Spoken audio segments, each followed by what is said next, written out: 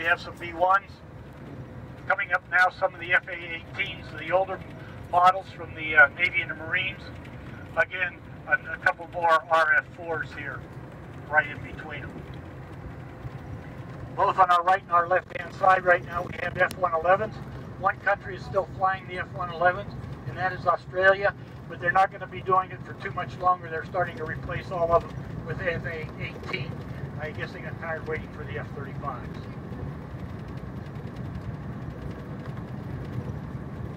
There again, off on our right-hand side, we see some A3s, and beyond the A3s are F-15s. And here's the new parking area for the additional C5s that we are retiring. That one that we saw over on the other side will be towed over here shortly when it's ready to go.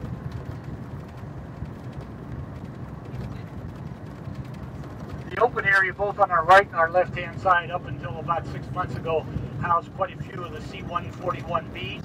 We only have one C-41B left. You can see the tall tail of it there on the right-hand side that says Memphis on the side of it. That's the only one that's left that's not in a museum somewhere. They've all been cut up for scrap and hauled off. As you look off to our far right-hand side, you see the tails of B-52s there. Those are B-52Gs. They've been brought over here under a treaty that we had with the Russians, the Soviet Union, and you can see some of them that are cut up into sections. Well, we were to cut up a certain number of those each month. The Russians had the right to fly their satellites over, take pictures of it, make sure we were following the treaty. They also had the right to come over and visually inspect them. And as the story goes, usually about every January or February, we get a contingent of about 10 or 12 Russian generals or colonels come on over. They'd walk out here, spend about 10 minutes, say, oh, good. Then they'd walk over to the golf course and spend about 4 hours inspecting it to make sure it was in good, proper order for our servicemen. Looking over on our right-hand side there in front of us are the jigs and the fixtures that would take to put the B-2 back into production. Very noticeable is the B-2 cockpit jig there right in front of us. Across the road are the jigs and the fixtures that would put the B-1 back into production.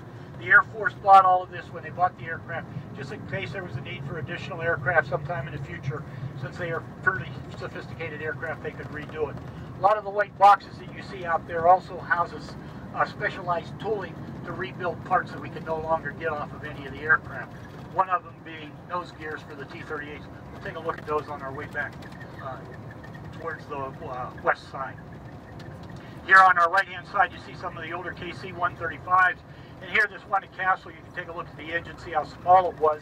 And they used a water injection, mineral injection, to get that aircraft airborne. If you ever saw any pictures of it, they left out a huge trail of black smoke behind it. So bad, that engine was so bad that the EPA outlawed it for commercial use back in the late 80s.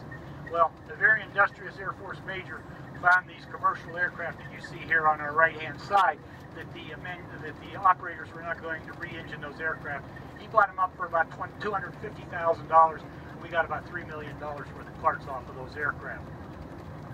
This is the one operation that does make offset some of its cost of operation by the aircraft and the parts that we sell. Now, some of it's right pocket, left pocket.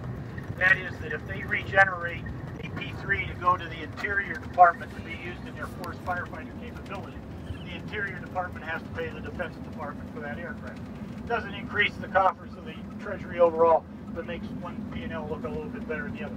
However, for all the parts that we do sell to any of our allies, like any of the parts off those F-111s that are going to Australia, they're paying for them, so that there is some offset. They've said that for every dollar that's expended here, somewhere between $10 and $17 is returned back to the facility.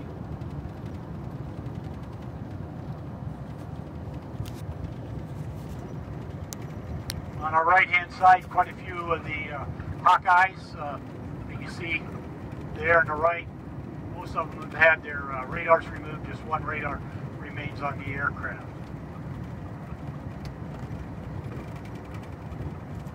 Coming up now on the right, we have a row of CH-53s. Behind that are some A3s. Behind the A3s are a few A-10s.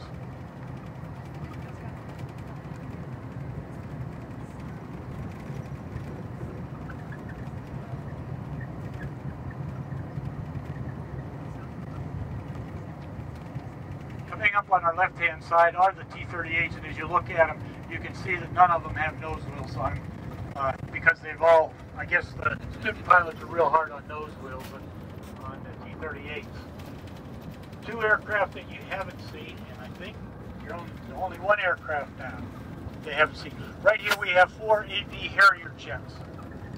Those are the British, these are the Marine portions of them, which have the bigger wings and larger cockpit on them. The British version has a smaller cockpit and shorter wings.